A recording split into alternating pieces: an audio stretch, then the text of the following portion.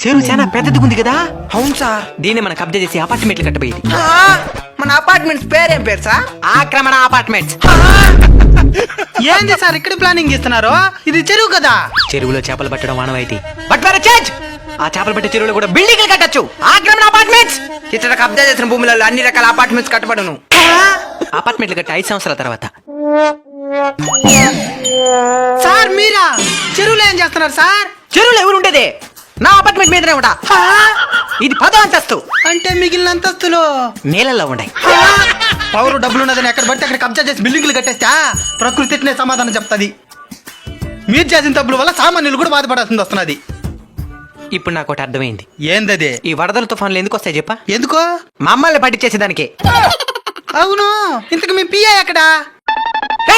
సరిగ్గా నిలబడి కదలు పక్క. అంటే వాడి భుజాల పైన నిలబడి ఉండేది.